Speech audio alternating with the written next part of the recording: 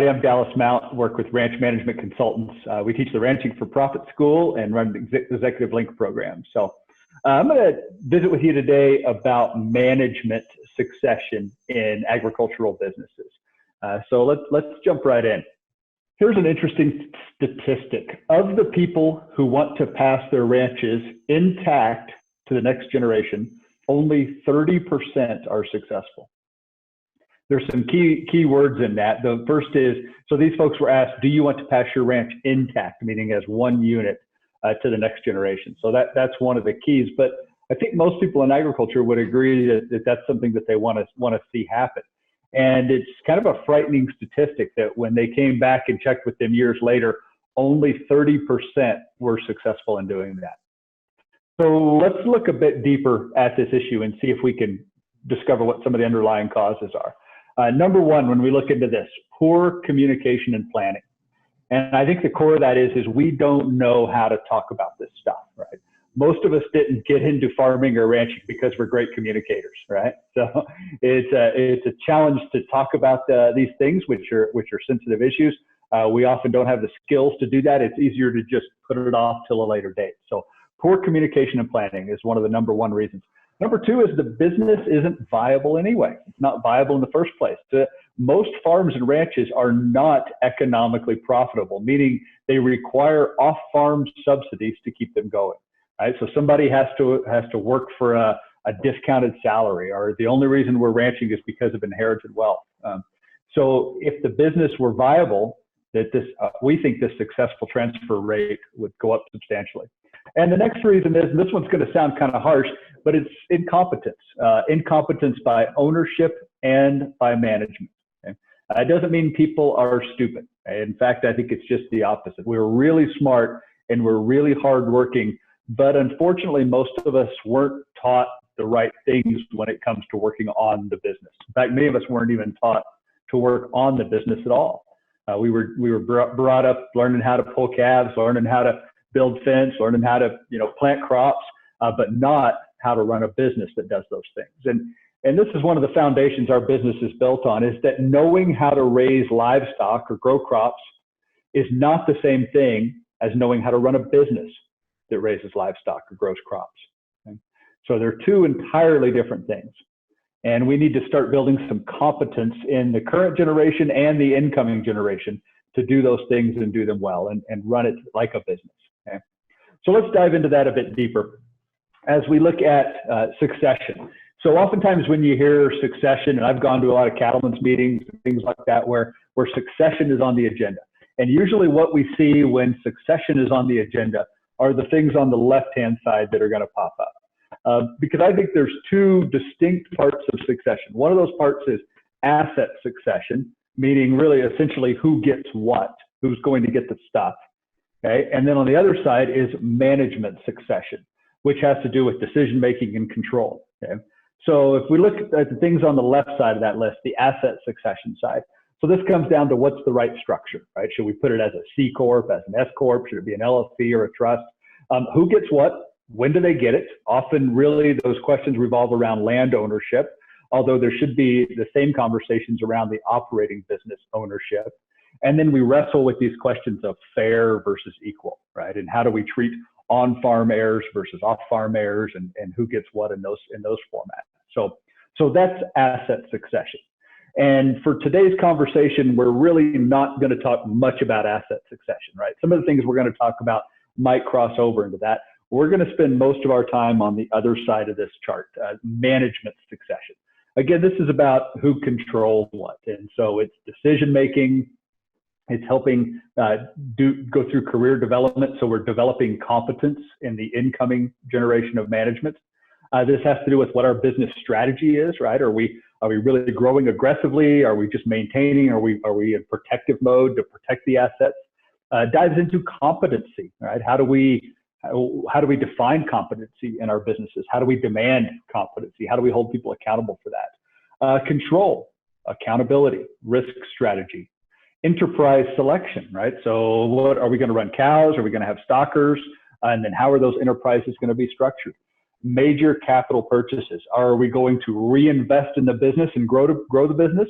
or are we going to build reserves, save for retirement, those kind of things. So there's some really great questions in there, none of which the answers are wrong. And then hiring and firing decisions. Who's gonna make those? So we're gonna spend today's conversation on the right-hand side of that, on management succession. Okay? And from our perspective, so we work with a lot of businesses all over the U.S., Canada, Mexico, and most of the major questions in the businesses that we deal with come down to this management succession side. Okay? So we have a program called Executive Link where alumni businesses come together and give each other strategic advice on running their business. And I bet 50 to 70% of the conversations in Executive Link meetings are around the things underneath management succession here. So it's really something that people in agriculture, we spend a lot of our time keeping up at night, wondering about how, when is dad going to let me have control of these things, or when is junior going to step up? Are they competent enough to step up? All those kind of questions. So it is certainly a major consideration in running an agricultural business is to get this stuff right.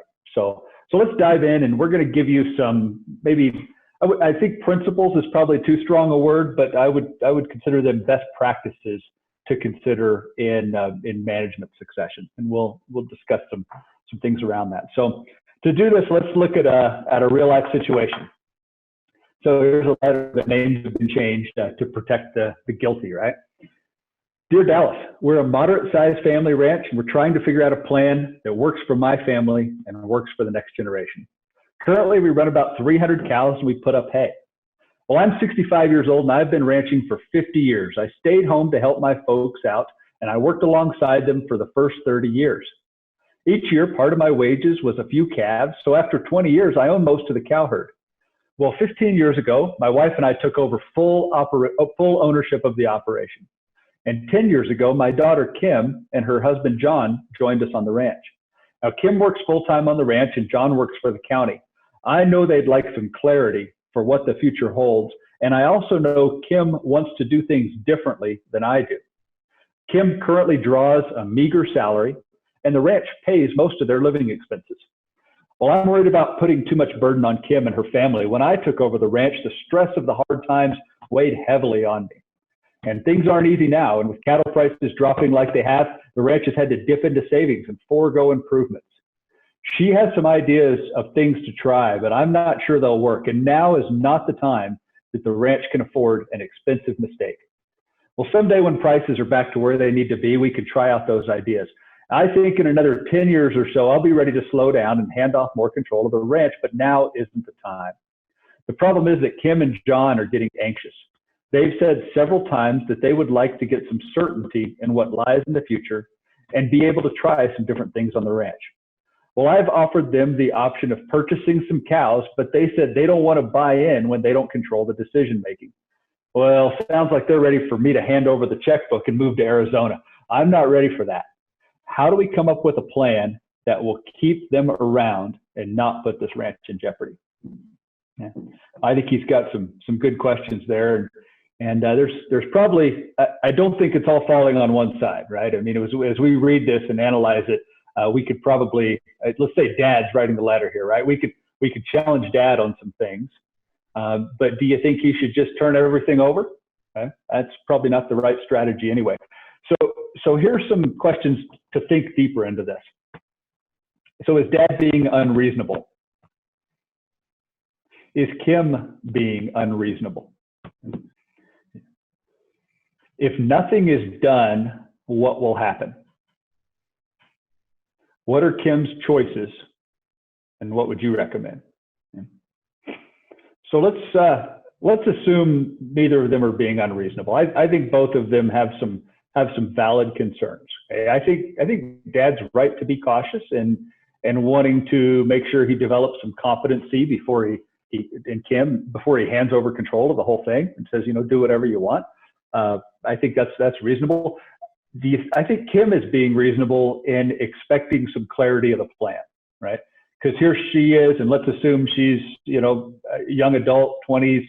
So she's getting ready to commit what might be her next 10 years, 15 years to this business. So even that might not be her highest earning potential as an employee in her life. It's probably her most marketable years, right? So if she spends another 15 or 20 years on this ranch and then decides, you know what, I'm going to do something different. I'm finally frustrated. So how marketable is she? So now she's out in the business world as somebody who's only worked for her dad. Yeah. Who wants to hire a 40-something that's only ever worked for dad? Okay. So Kim's really making a major commitment here as well, okay, with her family. So I think she's being very reasonable in saying, hey, I need some clarity. What's the plan? Okay. So if nothing is done, what will happen? I think the answer to that was in that pie chart we showed. So that's the 70%, right? If nothing is done, people will get frustrated, people will leave, and then, you know, all the decisions that transpires from that, okay? So Kim has some choices. She could stay or she could go, or they could figure out a way to make this a win-win, and hopefully that's what they do. Let me change some of these questions a little bit. What's the cost to the business of not getting this right? What's the cost to the business if they screw this up? This is probably, when you look at the assets in play here, this is probably a multi-million-dollar business. So getting these things right could have significant benefits to the business, and getting them wrong could have significant costs. Okay, so this is about keeping family together, but it's also an economic thing, right? Okay. So what would you recommend? Well, we could go through that and spend half a day talking about that. Okay. But I think the important thing is there's really a huge amount of value in getting this right. I remember when I was in Australia, I was riding around with a gentleman who ran a good size operation there, ran a few size mother cows.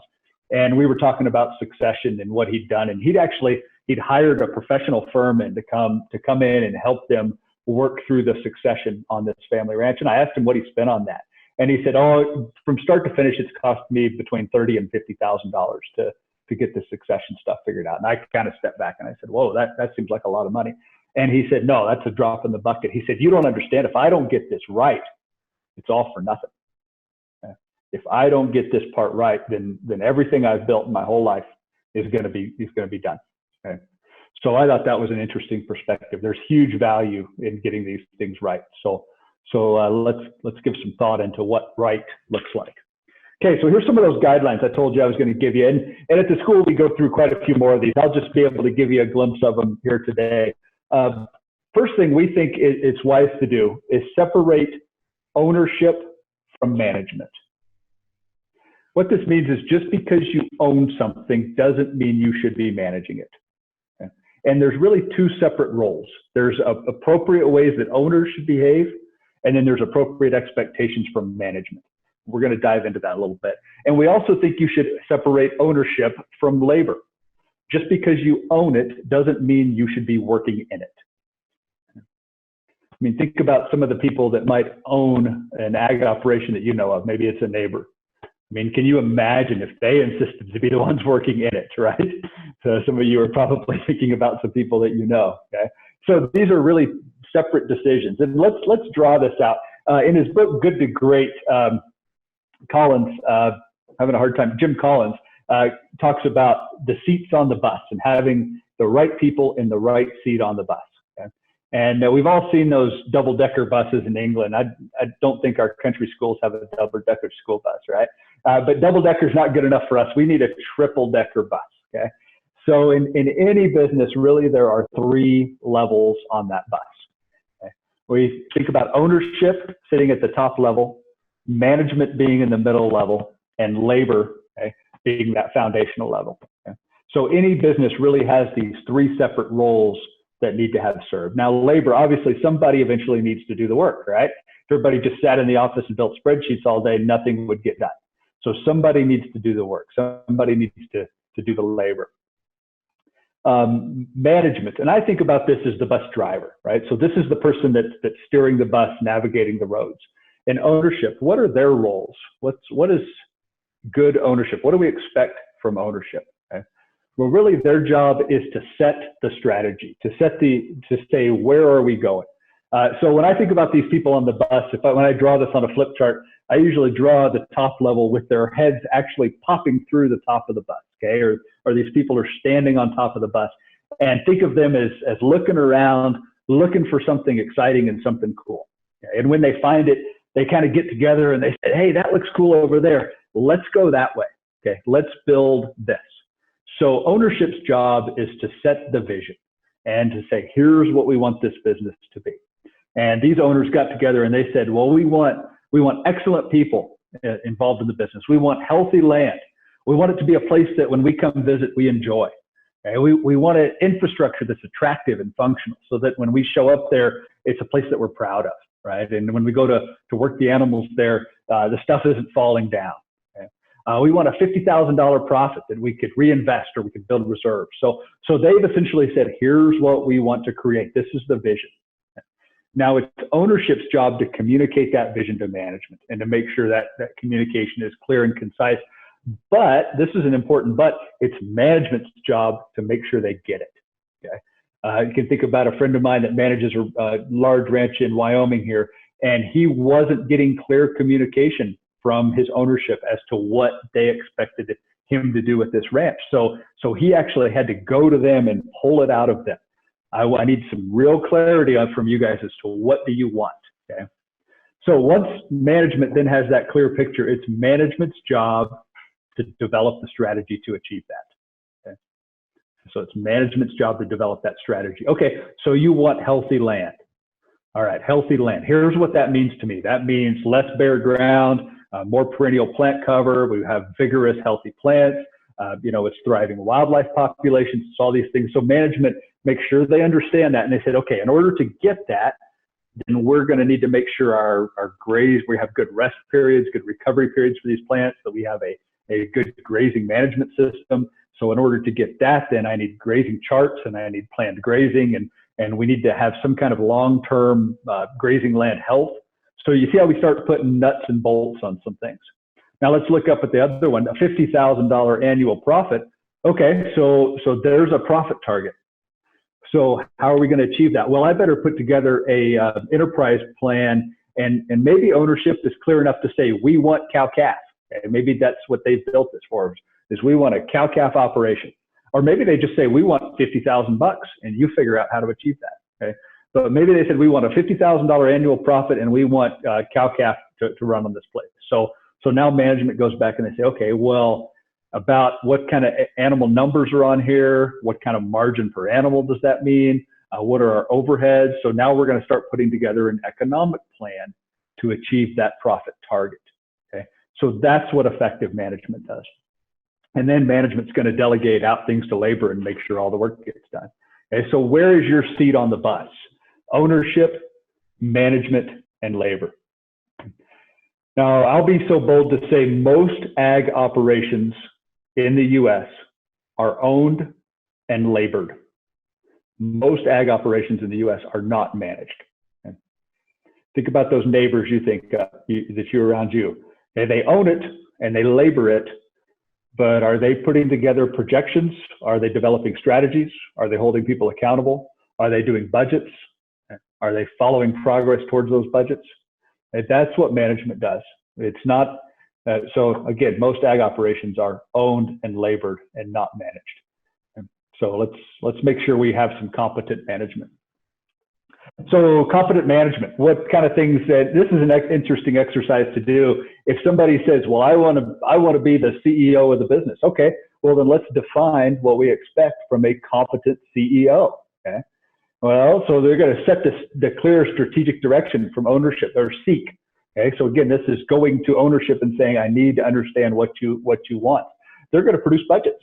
So we're going to say, okay, what's our annual budget for feed budget, for vet vaccinations, for marketing budgets, all those kind of things, risk management plans, other plans around that. Maybe it's drought planning, all those kind of things that need to go from competent management. So these lists might be different on your operation, but you need to come up with, as a group of ownership, you need to establish, what do we expect from competent management? Okay, what's the outcomes that they're going to produce? And then how are we going to hold them accountable for that? Okay. So sometimes when we look at actually what management does, our vision of being the boss, right, might be a little bit different from being a competent CEO. So let's move on to some more of these best practices around succession. Well, don't bring the adult children back to, what do you think that is? Too soon. Okay. We think bringing the kids back too soon can be bad for dad, bad for kids, and bad for the business. So we want to really challenge you to, before there is an invitation extended to, boy, Junior, you know, you got a couple years left in college, or maybe they just left high school and went on and developed some skills outside that. Before there's an invitation to, why don't you come back here and ranch with us? That maybe there should be an expectation of, well, why don't you go work for some other place for 2, 3, 4, maybe 5 years and develop some skills and see some things that you're not going to see here, okay? Especially if you're raised here. Okay? I mean, what would be the value of coming back into the business with some outside perspective? I know some of you guys are fans of the Working Cows podcast, and if you're not, you need to look it up. Working Cows podcast. There was an episode where Clay interviewed Cooper Hibbard, and Cooper talked about his formative years, and what the business. He said the ranch expected me to do something before I came back, but then there also was a deadline for making a decision about coming back. And I thought it was a really the adventures that young man went on, and the things that gave him in his toolbox to come back and lead the business was really an incredible opportunity. Okay? So, I mean, all of us can think of instances where this has worked, right? Where this has been violated and worked. But think about maybe challenging that. What's our biggest fear of doing this? If we don't bring the kids back right away, what might happen? Well, they might find something else they enjoy doing more than being on the farm or ranch, right? Is that such an awful thing that maybe your kids want to do something else? Yeah. That one's kind of hard to think about. But maybe create opportunities for them elsewhere, and then they'll have something to bring back. And then another one I want to share with you is hire people based on what the business needs rather than necessarily what people are good at. Boy, Junior, you're really good at riding and roping. Why don't you come back to the ranch? We've got an excellent position in marketing. Okay? Rather than necessarily hiring people based on what they're good at. If you have holes in your business, maybe look to create a position description of what does the business need. Okay? Well, we've already got 2 people on the ranch here that are really good at riding and roping. We don't need to hire a 3rd person that's really good at riding and roping. We need to hire somebody that's good at developing risk management strategies and marketing strategies. Okay, so let's develop that position description, and then let's advertise it. Okay, maybe internally among the people that are some businesses want to give family members first crack. Okay, and that sounds fine. But let's say Junior's interested in that. Okay, Junior, here's the results we're going to expect you to produce. And here's some training we're going to give you to help you be successful in that. Okay? And we're going to, we'll be patient with you for a couple years, but at the end of that time period, we expect you to be hitting these targets. Okay? And here's what the salary for this position comes with. Okay? So just some things to think about. Now let's wrap it up with some final ones for you. Thinking about asset succession. Equal distribution of assets may not be fair. So fair versus equal, and how do you handle that? Now, when we get into the nuts and bolts of this in this school, we have some recommendations for you for how you might want to do this. We don't have time in today's webinar to talk about how to do that, but one clue is looking at separating the production business from the land business. Okay? So if you own the land and you own the cows and you own all the assets in it, you've actually got a few different entities there, right? We've got a land investment is really what it's more accurately called. And then we've got a production business, right? So making some separations of those and then trading some economic value between those might be a way to deal with this. Okay, again, we don't really have time to dive into that very much today. I want to end on this one. Pay everyone fairly. Do not rely on, this is a common one, sweat equity. Okay. So, gee, Junior, come back here and work alongside me and do this for the next 20 years of your life, and someday fill in the blank, right? Someday this will all be yours. Okay? Rather than, why don't you come back and be a part of the business, and here's what the position is, here's what it pays. Okay? And then if you come along and do that, nobody owes anybody anything. Okay? It's fair and it's upfront, and we've taken care of everything. So there's not this underlying somebody's owed something at some point in the future. Now, what's the problem with sweat equity? Well, I'll tell you from my experience of this, the people that are doing the sweating tend to value it differently from the people that are off farm. So if you've got some, whether it's siblings or aunts and uncles that are off farm, when they look inside of this, they have a different perspective of sweat equity than the people that are on farm. So when it comes time to settle up, so to speak, on the sweat equity, this is a huge underlying thing, and I've seen it tear families apart. Okay? So you really want to think, we think it's a really bad idea to do sweat equity. Now, maybe the business can't afford to pay you a cash salary or all of your wages in cash, but maybe there's some equity positions you could take out in something that's a liquid asset of the farm or ranch. Okay, so whether that's ownership percentage in livestock or some other part of the operating business. Okay? So there's ways to do it rather than just pay cash, but it needs to be documented. It needs to be written down. It needs to be captured somewhere. Yeah. So there's some thoughts about succession. It's hopefully got your wheels turning. Again, these things encapsulate a major part of what keeps people up at night in terms of agricultural businesses and how do we sort them out.